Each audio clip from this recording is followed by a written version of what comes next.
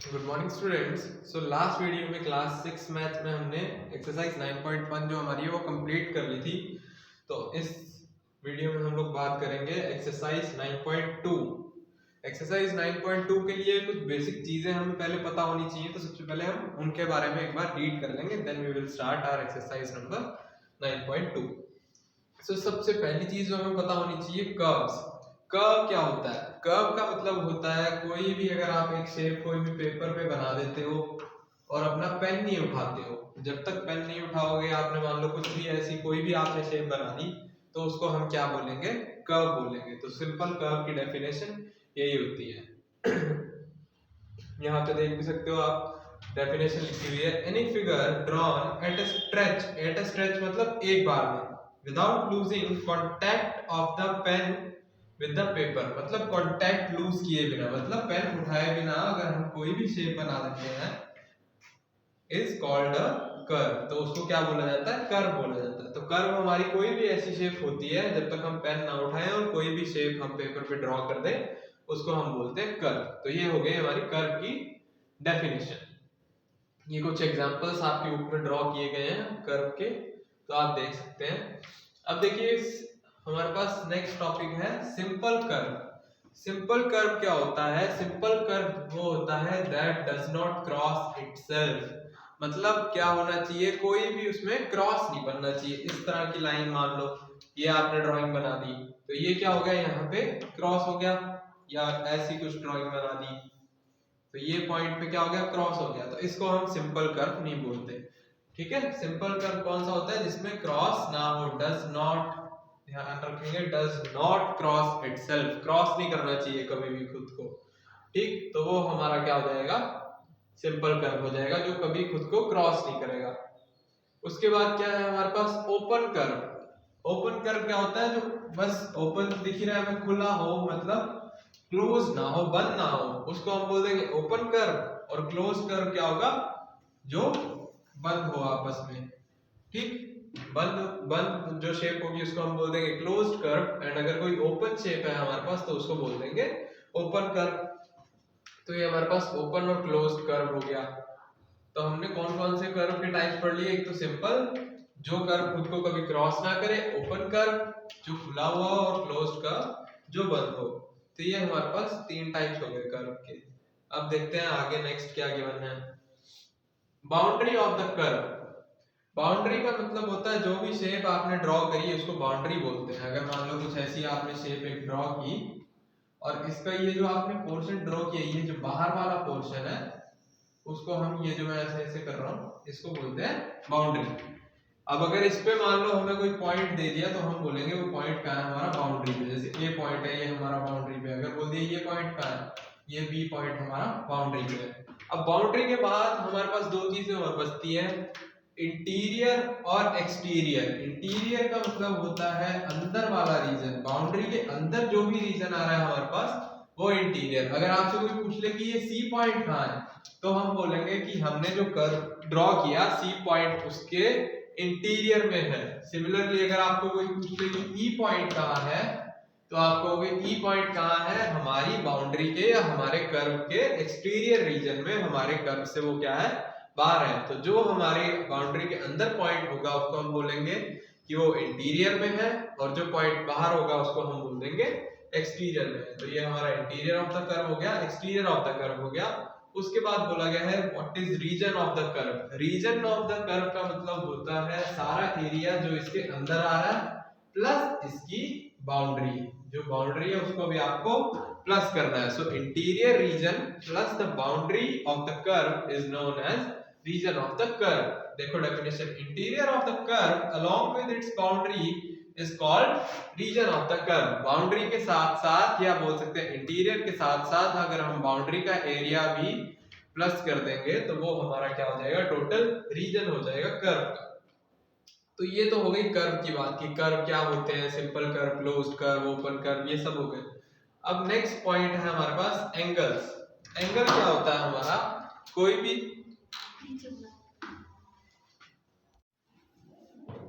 हाँ जी students, angles. Angle क्या होता है? अगर कोई दो लाइंस हैं जिनका स्टार्टिंग पॉइंट सेम है, इनिशियल पॉइंट अगर सेम है तो उन दोनों के बीच में हमारा एक इस तरह का एंगल बनता होता है, वो हमें डिफाइन करना होगा। अलग अलग लाइंस के बीच में हर एंगल की अलग अलग वैल्यूज होती हैं। हमने 10th चैप्टर में टाइप्स ऑफ एंगल्स पढ़े भी थे। कौन कौन से? एक्यूट एंगल, 90 से छोटा है तो एक्यूट, 90 से बड़ा है तो ऑब्ट्यूज, 180 डिग्री है तो स्ट्रेट, 90 है तो राइट एंगल, 270 है तो रिफ्लेक्स एंड 360 है तो कंप्लीट। 6 टाइप्स ऑफ एंगल्स हमने पढ़े थे कि क्या होते हैं। अब हम इनका डिटेल में मीनिंग समझेंगे अच्छे से कि एंगल आखिर बनते कैसे हैं। तो दो लाइंस होनी चाहिए सबसे पहले तो, और पॉइंट एक होना चाहिए। ये ध्यान रखेंगे कि एक वर्टेक्स होता है और दो लाइंस होती हैं, उनको हम बोलते हैं आर्म। क्या बोलते हैं? Arm of the angles. तो दो आर्म्स होंगी और एक पॉइंट जो होगा इसको हम बोलते हैं वर्टेक्स। तो एक एंगल में क्या क्या चीजें होती हैं? One vertex and two arms. तो ये चीज हम ध्यान रखेंगे। ये नीचे आपके ऊपर डिफाइन भी किया हुआ, vertex and arms of angle. फिर नेक्स्ट पॉइंट है हमारा नेमिंग ऑफ एन एंगल। इसको नेम देते हैं हम अलग अलग एंगल्स को। मान लो ये एक लाइन और ये एक लाइन, दो लाइंस थी, इसके बीच में एक कोई लाइन है, तो हमें नेम देना। नेम हम कैसे देंगे? एक नाम हम इस एंगल को देंगे, एक इस एंगल को, और इस एक कंप्लीट एंगल को भी हम नेम दे सकते हैं। तो आप इसको अल्फाबेट में कोई भी अल्फाबेट ए से लेके जेड तक कोई भी नाम दे दो। हम generally X Y Z use करते हैं, तो हम इसको एक्स वाई एंड इस बड़े वाले एंगल को नेम दे देंगे जेड। तो ये हमारा हो जाएगा नेमिंग ऑफ एन एंगल, कि नेम कैसे दिया जाता है एंगल्स को। अब देखते हैं आगे क्या है, कौन सा पॉइंट है हमारे पास। Interior and exterior of the angle. Interior exterior वैसे ही है जैसे हमने कर्व में पढ़ा था। जो एरिया हमारा इस रीजन के अंदर आ जाएगा, ये हमारा एंगल है, ये जो एरिया है इसके अंदर जो भी पॉइंट आ जाएगा वो हमारा इंटीरियर, और जो पॉइंट इसके बाहर आ जाएगा, मान लो ये कोई पॉइंट्स हैं, ये हमारे एक्सटीरियर पॉइंट्स, और ये जो अंदर इसके आ जाएंगे वो हमारे कौन से हो जाएंगे? Interior points. तो ये हो जाएगा interior and exterior of the angle. इसमें कुछ ज्यादा नहीं है। Boundary of the angle. Boundary कौन सी हो जाएगी? ये जो लाइंस हमने बनाई है।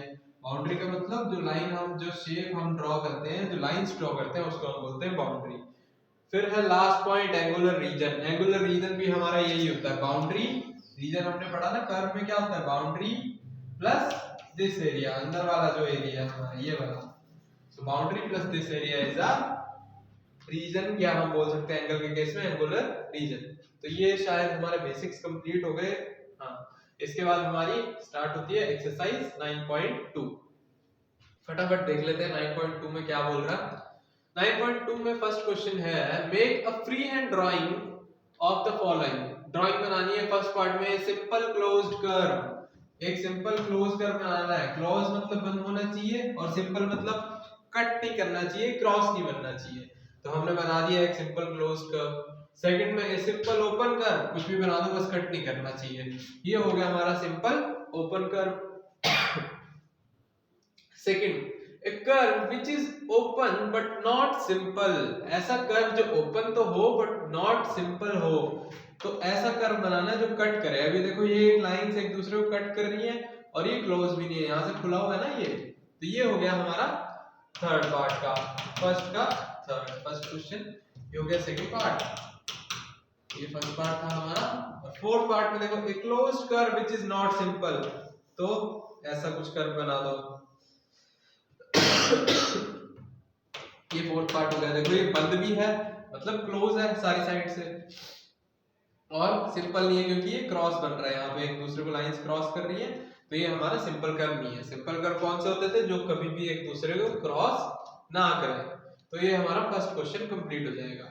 अब देखो सेकंड क्वेश्चन में क्या है, classify the following curves as simple open, simple closed, open but not simple, closed but not simple.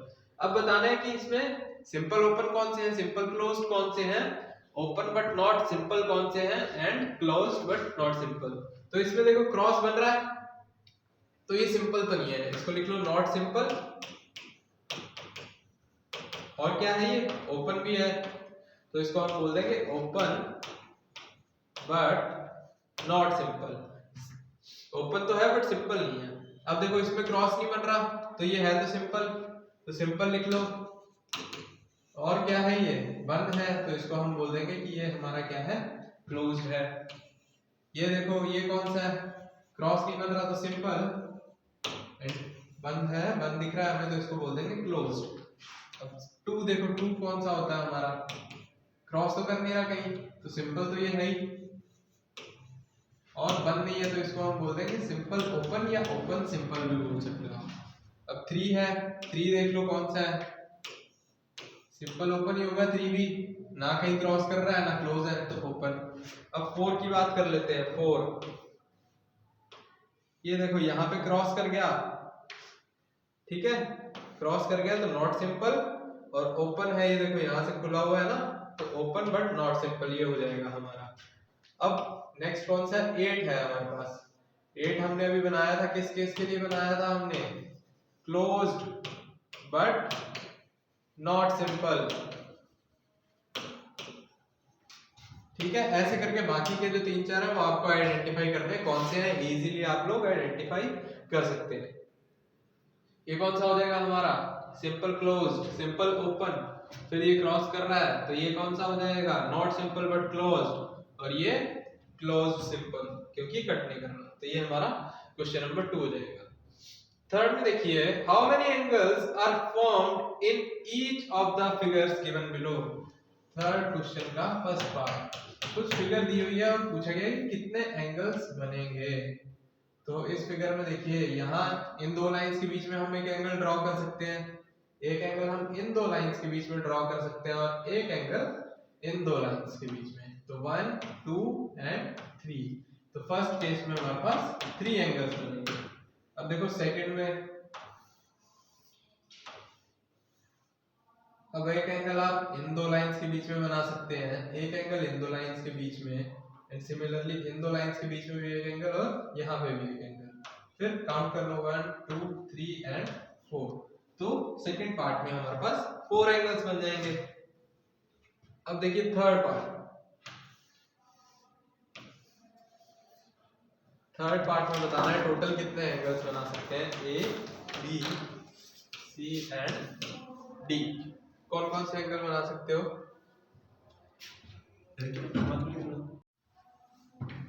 हाँ जी, तो इसमें हम कितने एंगल्स बना सकते हैं, एक एंगल हम इन दो लाइंस के बीच में बना सकते हैं, एक एंगल इन दो लाइंस के बीच में, सिमिलरली इन दो लाइंस के बीच में भी आप एक एंगल बना सकते हो।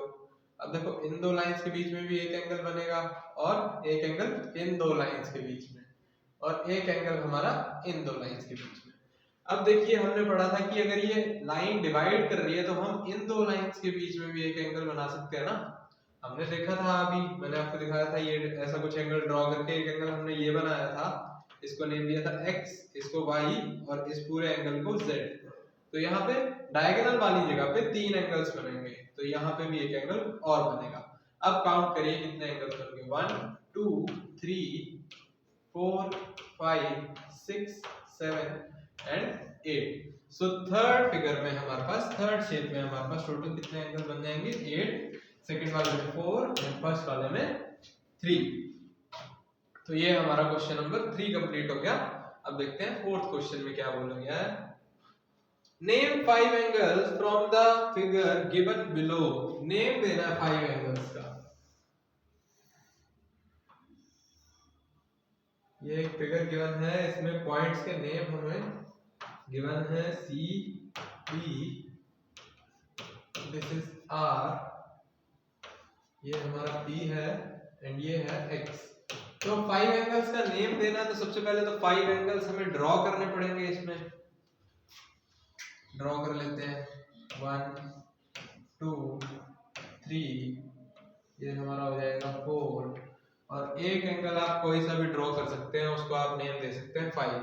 यहाँ पे फिगर अगर आपको समझ नहीं आ रही तो बुक में देख सकते हैं, 1 2, this is hour angle 3, this is 4, और आप एक एंगल कोई भी कंसीडर कर सकते हैं, ये पूरा एंगल हम कंसीडर कर लेते हैं, इसको नेम दे देते हैं 5, ठीक है। तो ये हमारे हो गए 5 एंगल्स।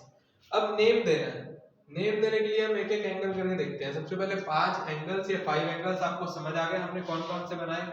अब नेम कैसे दिया जाता है उसके लिए देखते हैं। हम एक बार के लिए 2 ही लाइन कंसीडर करेंगे हमारी, ये हमने ड्रॉ कर ली हमारी कौन सी लाइन, एक्स आर, और ये पॉइंट हमारा है बी पॉइंट। इस रीजन को एक बार के लिए मैंने छोड़ दिया, इस रीजन को हम नहीं देखेंगे, हम सिर्फ एंगल 1 जहां हमने बनाया था फर्स्ट एंगल वाला देखेंगे। तो इसको हम नेम कैसे देंगे, तो सबसे पहले हमें देखना पड़ेगा कि ये एंगल किस किस लाइन के बीच में बन रहा है। एक तो हमारी लाइन है एक्स बी, एंड दूसरी लाइन हमारी कौन सी, ये वाली बी आर। दोनों में कॉमन पॉइंट कौन सा है हमारा, बी, देखो दोनों में आ रहा है। तो हम एंगल लिखते टाइम क्या करेंगे, बीच में से बी को एक बार रिमूव कर देंगे, एक बार हटा देंगे, तो इस एंगल का नेम हमारा हो जाएगा एंगल एक्स बी आर।